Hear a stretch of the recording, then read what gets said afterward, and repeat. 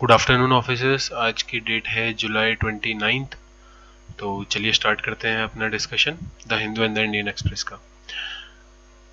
कल ये न्यूज़ हमने कवर करी थी। सबसे पहली चीज़ जो आज हमें याद रखनी है, इम्पोर्टेंट है, इंटरनेशनल टाइगर डे है आज। Okay, it is international tiger day. तो आज की डेट याद रख लीजिए, 29 जुलाई, इंटरनेशनल टाइगर डे। ओके, 29 जुलाई। एक चीज़ हमें इम्पोर्टेंट ये याद रखनी है कि कल भी न्यूज़ में आया था, आज भी है, इंडिया में कैपेसिटी इंक्रीज़ हो गई है। इंडिया की में जो टाइगर्स हैं उनकी पॉपुलेशन इंक्रीज़ हुई है, जो हमारे लिए एक अच्छी बात है। तो ये काफ़ी अच्छा है। हमारे जो टाइगर प्रोजेक्ट चलता है, टाइगर रिजर्व प्रोजेक्ट, उससे भी रिलेटेड अच्छी चीज़ है। तो न्यूज़ हमारे पास क्या आई है और हमें इसमें से क्या चीज़ देखनी है। देखिए, न्यूज़ में 2 नेशनल पार्क का जिक्र है और वो जिक्र हमें इन 2 नेशनल पार्क्स के बारे में बताता है। पहला है वन विहार नेशनल पार्क, जो कि कहाँ है, भोपाल में। तो ये हमें पता होना चाहिए, one Vihar national park is in Bhopal. Okay, Madhya Pradesh state में, भोपाल सिटी में। दूसरा नेशनल पार्क का एक जिक्र हुआ है वाल्मीकि नगर टाइगर रिजर्व। तो वाल्मीकि नगर जो वाल्मीकि नेशनल पार्क है, जो कि वाल्मीकि टाइगर रिजर्व है, वो कहाँ पे स्थित है? वो है बिहार में, चंपारण डिस्ट्रिक्ट, बिहार में। तो इन दोनों का नेम हमें पता होना चाहिए, लोकेशन पता होना चाहिए। देखिए, जो भी हमें पता है कि 50 total number of tiger reserve India में कितने, 50 हमने कल ही डिस्कस किया था। अब 50 में से हम कितने टाइगर रिजर्व याद कर सकते हैं? ऐसा तो नहीं है कि हाँ चलिए 50 एक टाइम के लिए पॉसिबल, अगर मैं मान लूँ कि 50 याद करने लायक है, बट आपको थोड़ी ना पता है कि कौन सा टाइगर रिजर्व 50 में से आएगा। तो 50 याद करने की ज़रूरत ही नहीं है। न्यूज़पेपर में जब भी किसी टाइगर रिजर्व के बारे में बात होती है, आप पढ़ते हैं, तो बस वो टाइगर रिजर्व कहीं पर नोट कर लीजिए, लिख लीजिए ये कहाँ पे है और कौन से स्टेट में है, क्यों फेमस है। तो सेम चीज़ हम अपने डिस्कशन में कर रहे हैं। 2 टाइगर रिजर्व आज के न्यूज़पेपर में है, that is one Vihar national park जो कि भोपाल में है, and Valmiki national park tiger reserve जो कि बिहार में है। तो दोनों हमें पता चल गए। Okay, Van Vihar is in Bhopal, Valmiki आप इसको कनेक्ट कर लीजिए बिहार से।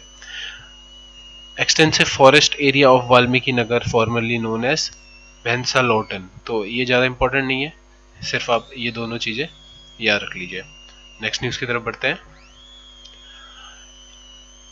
एक रिक्वेस्ट की गई है हमारे मिनिस्टर ऑफ एक्सटर्नल अफेयर्स से कि वो पाकिस्तान गवर्नमेंट से बात करें।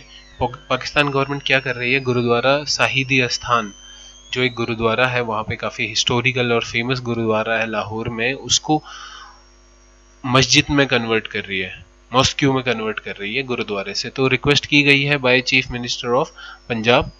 उनका ये कहना है कि आप लोग बात करिए मिनिस्टर ऑफ एक्सटर्नल अफेयर्स से वहाँ पे पाकिस्तान में, और इस चीज़ को हो सके तो इस चीज़ को रोक दीजिए, बिकॉज ये एक कम्युनिटी के खिलाफ है, कम्युनिटी के जो वैल्यूज़ हैं उनके ये खिलाफ जा रहा है। तो हमें बस ये चीज़ याद रखनी है, गुरुद्वारा शाहिदी जो स्थान है वो कहाँ पे है, इज इन लाहौर ये गुरुद्वारा।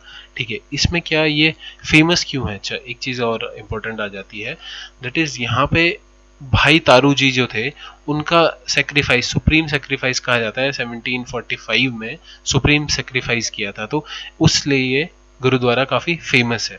तो भाई तारू जी कौन थे? भाई तारू जी के बारे में थोड़ा सा जान लेते हैं, ज़्यादा नहीं।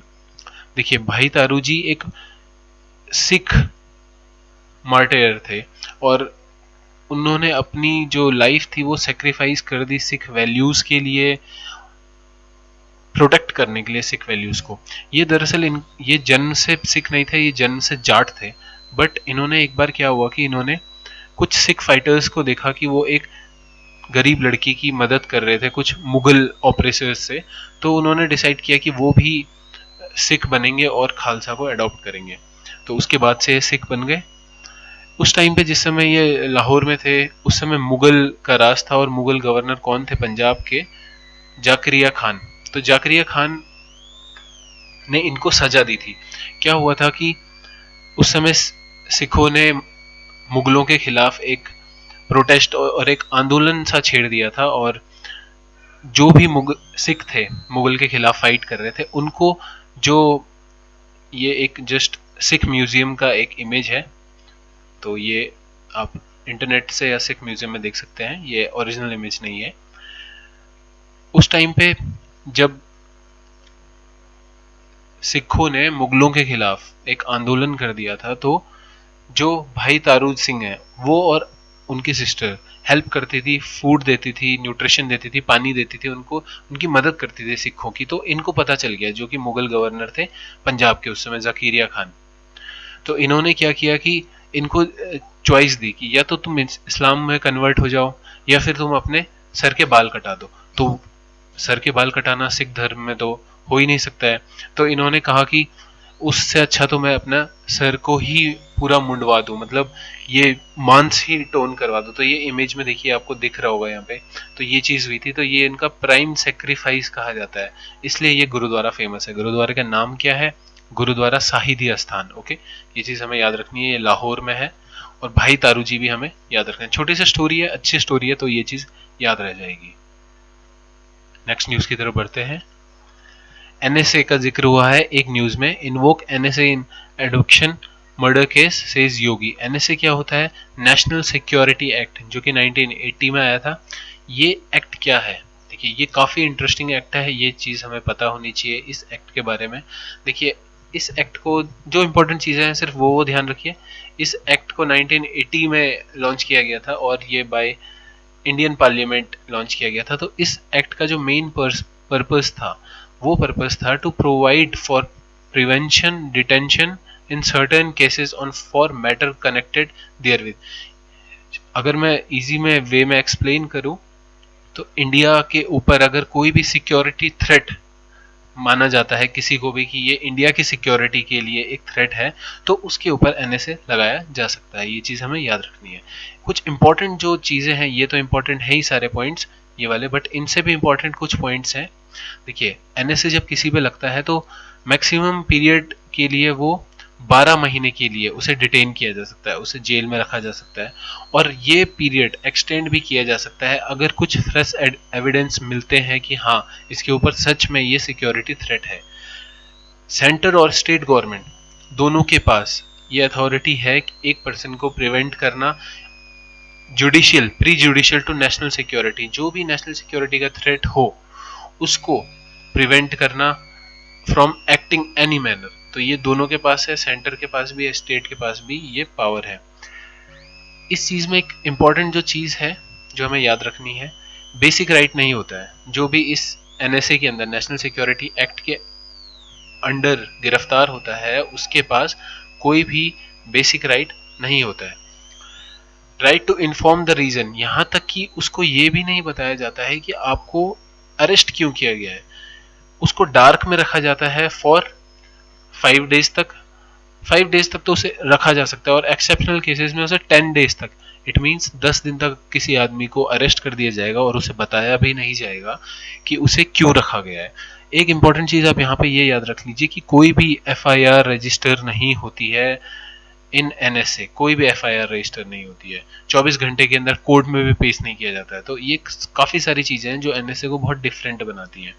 National crime record bureau NCRB, इसके ऊपर इसका हक नहीं है। नेशनल क्राइम रिकॉर्ड ब्यूरो में क्या होता है कि जितने भी क्राइम ऑल ओवर इंडिया किसी भी फील्ड से रिलेटेड हो, ये इंफॉर्मेशन कलेक्ट करती है और एनालिसिस करती है पूरे क्राइम डेटा को पूरे कंट्री में। तो इसके पास भी कोई भी केस नहीं जाता है एनएसए का। ये इंपॉर्टेंट चीजें हैं, ये हमें पता होनी चाहिए। एक चीज और, जो पर्सन अरेस्ट होता है वो इंटाइटल्ड नहीं होता है किसी भी लीगल प्रैक्टिशनर के। यानी अगर मैटर ज्यादा, एडवर्सरी बोर्ड जो होता है इसका एनएसए का, अगर वो परमिशन नहीं देगा तो कोई लीगल वकील या वो भी हायर नहीं किया जा सकता है, और गवर्नमेंट वकील भी नहीं मिलता है ऐसे पर्सन को जो एनएसए के अंदर गिरफ्तार होता है। तो ये कुछ इंपॉर्टेंट चीजें हैं, ये हमें याद रखनी है, क्योंकि ये काफी इंपॉर्टेंट फैक्ट हैं और ये अलग बनाते हैं एनएसए को किसी और एक्ट से। नेक्स्ट न्यूज की तरफ बढ़ते हैं। Punjab misusing UAPA. यूएपीए क्या है? यूएपीए एक टर्म यूज हुई है। UAPA is unlawful activities prevention act 1967। देखिए, दो एक्ट हमने डिस्कस कर दिए, एक एनएसए एंड एक यूएपीए। यूएपीए के बारे में देख लेते हैं। ये एक इंडियन एक्ट है जो कि हमारे देश की सोवर्जिनिटी और इंटीग्रिटी के ऊपर अगर इस पे कोई हार्म हो या इसके खिलाफ कुछ चीज जा रही हो, तो उस पे एक्ट करने के लिए ये अनलॉफुल एक्टिविटीज एक्ट बनाया गया था। हमारी जो प्रभुत्व है और जो वो इंटीग्रिटी को कहते हैं, मुझे हिंदी वर्ड एग्जैक्ट नहीं आ रहा है, but honesty, kind of honesty, तो इस पे अगर कुछ भी चीज अफेक्ट करती है तो इस लॉ का ऑब्जेक्टिव ही यही है कि वो इन सारी एक्टिविटीज के साथ डील करेगा। अनलॉफुल एक्टिविटीज एक्ट, अब ये कब बना था? 1967 में, ये चीज याद रख लीजिए। नेशनल इंटीग्रेशन काउंसिल, इसने इस लॉ को इनिशिएट किया था। तो इसके बारे में देख लेते हैं क्या चीज़ है। काफ़ी इंपॉर्टेंट चीज़ है नेशनल इंटीग्रेशन काउंसिल। ये तो देखिए, ये क्या है? एक्स्ट्रा कॉन्स्टिट्यूशनल बॉडी है। इट मीन्स एक एक्स्ट्रा ऐसी बॉडी है जो कि कॉन्स्टिट्यूशनल काम भी कर सकती है। ठीक है, 1961 में ये इसका गठन हुआ था। इसको prime minister of India held करते हैं, चेयर्ड करते हैं, चेयरपर्सन वो है इसके। जिस टाइम पे जो रहेंगे वो हेल्ड करेंगे। इसका कंपोजिशन में काउंसिल ऑफ मेंबर्स आते हैं, कैबिनेट मिनिस्टर्स आते हैं, यूनिवर्सिटी ग्रांट कमीशंस आते हैं, पॉलिटिकल लीडर्स आते हैं, commissioner of schedule caste and schedule tribes आते हैं, इंडस्ट्री के रिप्रेजेंटेटिव, बिजनेसमैन, ट्रेड यूनियंस, यहाँ तक कि इसमें न्यूज़ रिपोर्टर्स, अच्छे अच्छे रिपोर्टर्स, और ये सारे के सारे लोग इसमें कैबिनेट में इसके आते हैं। ओके, 2 पॉइंट हो गए हमारे पास। बैकग्राउंड क्या है इस चीज़ का? देखिए, NIC that is national integration council का कॉन्स्टिट्यूशन हुआ था इंडिया में जो कम्युनलिज्म है, कास्टिज्म है, रीजनलिज्म है और लिंग्विज्म है, मतलब धर्मनिरपेक्षता, कम्युनिस्ट अगर कुछ हो रहा है, यानी कम्युनिटी के खिलाफ कुछ चीज जा रही है, कास्ट के खिलाफ कुछ चीज हो रही है, और रीजन के पे आंच आ रही है, लैंग्वेज बैरियर्स कुछ है, लैंग्वेज के खिलाफ कुछ प्रोटेस्ट हो रहा है या कोई विवाद हो गया है, तो उन सब चीज को ये फॉलो अप करता है। और सबसे पहले इनको प्राइम मिनिस्टर, जो हमारे प्रधानमंत्री पंडित जवाहरलाल नेहरू जी थे 1961 में, वो इसके चेयरपर्सन थे फर्स्ट। अभी तक इसकी टोटल 9 मीटिंग्स हो चुकी हैं, ज्यादा नहीं हुई है, 9 हुई है, एंड 2019 में इसकी लास्ट मीटिंग हुई थी।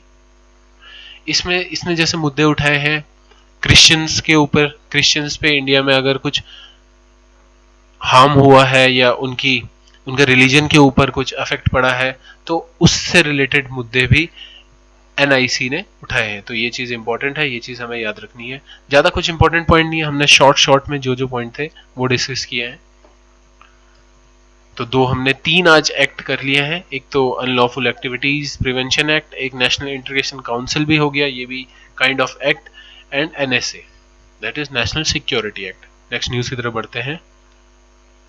काफी इंटरेस्टिंग न्यूज आई है, आप इसे आराम से सुनिएगा। न्यूज आई है कि नाजिम्स, लास्ट नाजिम्स मतलब होता है काइंड ऑफ किंग।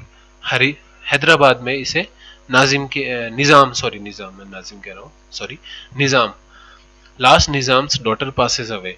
डॉटर का नाम इंपॉर्टेंट नहीं है, बट निजाम का नाम इंपॉर्टेंट है। निजाम का नाम है मीर ओस्मान अली खान। मीर ओस्मान अली खान सिद्दीकी, इनकी डॉटर का अभी देहांत हो गया है कुछ टाइम पहले। तो ये काफ़ी, ये है इनकी इमेज, ये काफ़ी इंटरेस्टिंग पर्सनैलिटी थे, तो इनके बारे में थोड़ा डिस्कस कर लेते हैं। हिस्ट्री भी हमारा यहाँ पे कवर हो जाएगा। देखिए, ये लास्ट निज़ाम थे, निज़ाम मतलब रूलर, काइंड ऑफ प्रिंस भी आप इसे कह सकते हैं, हैदराबाद के, प्रिंसली स्टेट हैदराबाद।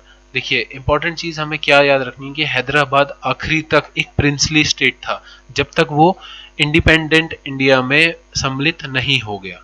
ओके, ये चीज हमें याद रखनी है। सबसे लास्ट और लार्ज प्रिंसली स्टेट था उस समय हैदराबाद, ब्रिटिश इंडिया के टाइम पे। ठीक 1911 11 अगस्त में इन्होंने थ्रोन को संभाला था, राजगद्दी संभाली थी, जिस समय 25 साल के थे, और इन्होंने 1948 तक उस समय राज किया था, जब तक कि इंडिया ने एनेक्स नहीं कर दिया। फिर इंडिया ने 47 के बाद इंडियन आर्मी ने कैप्चर कर लिया था और फिर इन्होंने सरेंडर कर दिया था।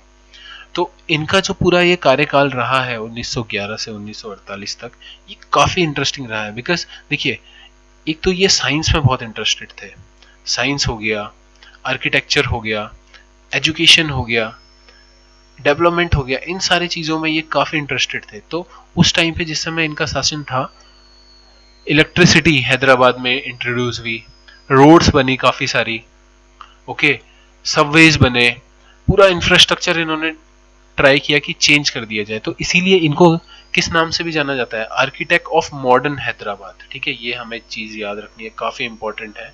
आर्किटेक्ट ऑफ मॉडर्न हैदराबाद के नाम से भी इन्हें जाना जाता है। इनका नेम है मीर ओस्मान अली खान सिद्दीकी। ओके, देखिए इन्होंने क्या किया, जैसे कुछ institute, famous famous institute, Osmania university, Osmania general hospital, state bank of Hyderabad, बैकटम Begumpet airport, Hyderabad high court, ये सब इनके ही टाइम पे बने हैं, इन्होंने इस्टेब्लिश करवाए थे। तो ये सारा क्रेडिट इनके पास है। तो इनके अचीवमेंट काफ़ी सारे हैं, इसलिए ये एक इम्पॉर्टेंट पर्सनैलिटी है और ये हमें पता भी होना चाहिए। 2 रिजर्वायर, ओस्मान सागर एंड हिमयत सागर, ये भी इनके टाइम पे ही बने थे। तो देखिए कितनी फेमस पर्सनैलिटी और कैसे इनके काम थे उस टाइम पे। ब्रिटिश इंडिया के टाइम पे इन्होंने राज किया था और आखिरी ये स्टेट था जो कि इंडिया में सम्मिलित हुआ।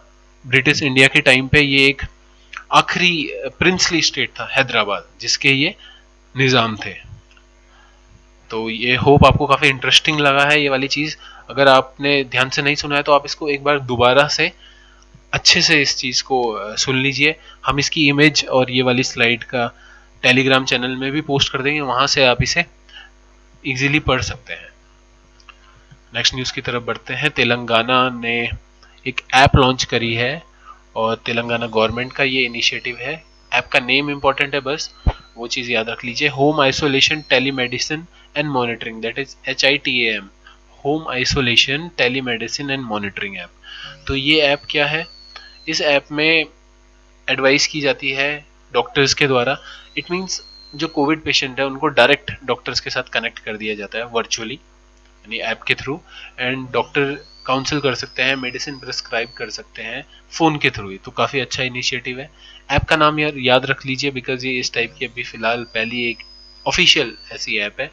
तो ऐप का नाम है HITAM, that is home isolation telemedicine and monitoring. Next news हमारे पास आई है एक एक्सरसाइज को लेकर के। हमने ये कल डिस्कस किया था, कुछ चीज़ आज दोबारा से इसमें आई है, डिफरेंट है बट थोड़ा कुछ सिमिलरिटी है। यूएस और ईरान के बीच में जो टेंशन चल रही है, ईरान ने अपनी जो एनुअल उनकी एक मिलिट्री एक्सरसाइज होती है वो अभी हेल्ड करी है। नाम पैगंबरे ए आजम 14, इंपॉर्टेंट नाम जो है ग्रेट प्रॉफिट 14। तो ये इंपॉर्टेंट नाम है ग्रेट प्रॉफिट 14, ये हमें याद रखना है। ये किसका है, ईरान की एक्सरसाइज है। ओके, ईरान की 2020 में अभी कुछ टाइम दिन पहले ही इसने ही करी है। ग्रेट प्रॉफिट 14 एक मिलिट्री एक्सरसाइज है, नेवल एक्सरसाइज है। ठीक, इसमें क्या किया है, ईरान ने शोकेस कर रहा है बेसिकली कि कितनी पावर है ईरान के नेवी में। ठीक है, किसने किया है, गार्ड, जो गार्ड कॉर्प्स हैं, IRGC पैरामिलिट्री फोर्स है ईरान की, उन्होंने ये एक्सरसाइज कंडक्ट की है। और कहाँ पे की है, स्ट्रेट ऑफ हॉर्मुज में। स्ट्रेट ऑफ हॉर्मुज हमने कल डिटेल में डिस्कस किया था, आप उसको देख सकते हैं। कल का वीडियो अगर आपने नहीं देखा हमारा तो उसमें काफ़ी अच्छे से डिस्कस है, बट मैं फिर भी आपको अगर एक बार दिखा दूँ, चलिए आप उसमें देख लीजिएगा। कल के वीडियो में हमने इमेज स्ट्रेट ऑफ हॉर्मुज की जो डिस्कस किया था वो अपने टेलीग्राम चैनल में भी पोस्ट किया था, वहाँ से भी देख सकते हैं। तो इसमें ईरान ने क्या किया है, ईरान ने अपनी कैपेबिलिटीज़ दिखाई है, अपना मिलिट्री शौर्य दिखाया है कि कैसे करके हम USA से फाइट कर सकते हैं। बेसिकली इन्होंने क्या किया कि जो US का निमिड्स नेवल क्राफ्ट है उसका एक हमशक्ल बनाया, ऐसा कुछ। ओके, ये इमेज है, और उसके ऊपर एक्सरसाइज कंडक्ट करी। कैसे, हेलीकॉप्टर के द्वारा फायरिंग की गई, एंटी शिप मिसाइल के द्वारा काफ़ी दूर से, और डैमेज किया गया उस कैरियर को पूरी तरह से। तो वो एक डुप्लीकेट था US निमिट्स का। तो ये दिखाया गया कि वी आर कैपेबल, अगर कुछ होता है हम दोनों के बीच तो हम सक्षम हैं लड़ने के। The exercise are design to showcase ways Tehran think that it can challenge US naval superiority in Gulf, especially American aircraft carrier। तो ये काफी इंपॉर्टेंट है। एक्सरसाइज का नेम इंपॉर्टेंट है, ये याद रख लीजिए, ग्रेट प्रॉफिट 14। ठीक है, कहाँ पे कंडक्ट की गई? स्ट्रेट ऑफ हॉर्मुज में। स्ट्रेट ऑफ हॉर्मुज में क्यों? बिकॉज देखिए ऐसा कुछ आता है और यहाँ पे ये स्ट्रेट ऑफ हॉर्मुज होता है और यहाँ पे ईरान है, तो ये इसके काफी पास है, तो यहाँ पे कंडक्ट की गई। ये एक चोक पॉइंट भी है, हमने कल डिस्कस किया था। तो अगर आपको चोक पॉइंट नहीं पता है क्या है तो आप हमारी कल की वीडियो देख सकते हैं, चोक पॉइंट भी है। और यहाँ पे कुछ 3 आइलैंड है, तो अगर आपने कल की हमारी वीडियो देखी है तो कमेंट बॉक्स में टाइप करिए उन 3 में से किसी भी 2 आइलैंड का नाम, कि वो कौन से 2 आइलैंड है। ये तीनों आइलैंड काफी इंपॉर्टेंट है। आज के आर्टिकल्स जो इंपॉर्टेंट आए हैं the Hindu and the Indian express में। इंडियन एक्सप्रेस में आर्टिकल जो अभी राजस्थान में जो चल रहा है, पॉलिटिकल क्राइसिस चल रहा है, पॉलिटिकल वाद विवाद जो भी चल रहा है, ये सारा पॉलिटी चीज हम इंक्लूड नहीं करते हैं, तो उसमें इंपॉर्टेंट ये इसलिए आया बिकॉज गवर्नर के रोल को यहाँ पे डिस्क्राइब किया गया है कि गवर्नर, कुछ लोगों का कहना है कि गवर्नर अपने रोल को कॉन्स्टिट्यूशनली फॉलो नहीं कर रहे हैं एज पर कॉन्स्टिट्यूशन। तो ये काफी एक अच्छा आर्टिकल है, इसमें गवर्नर का रोल भी डीपली डिस्क्राइब्ड है, इसे आप पढ़ सकते हैं। The south Asian migrant crisis, ये आर्टिकल आया है द हिंदू में। इसमें जो साउथ एशिया लेबर फोर्सेस है वो कैसे करके बैकबोन है एक गल्फ इकोनॉमीज की, तो उसको डिस्कस किया गया है। Meeting China's intrusions with air power, Rafale जो इंडिया आने वाले हैं आज पहुंच जाएंगे अंबाला में, तो काफी अच्छी बात है, हम सबके लिए खुशखबरी है, 5 राफेल आ रहे हैं। तो उस चीज से ही है कि इंडिया की कैसे एयर पावर स्ट्रांग हो रही है और क्या डिप्लोमेटिक वे हो सकता है कोई वॉर ना हो इंडिया एंड चाइना के बीच में। द कॉस्ट ऑफ हेस्ट भी एक इंपॉर्टेंट अच्छा आर्टिकल आया है द हिंदू में। इसमें यह बताया गया है कि जो ड्रग्स बन रहे हैं, तो जो कंपनीज जो मैन्युफैक्चर कर रहा है ड्रग, वो हेस्ट में ना करे, बिकॉज अगर हेस्ट में बनाया गया यानी जल्दबाजी में ड्रग बनाया जाता है तो उसके काफी सारे दुष्प्रभाव हो सकते हैं। तो ये चारों आर्टिकल आप हमारे टेलीग्राम चैनल पे भी पढ़ सकते हैं। होपफुली आपको आज का सेशन पसंद आया हो। तो आज के लिए इतना ही था। Thank you so much. जय हिंद।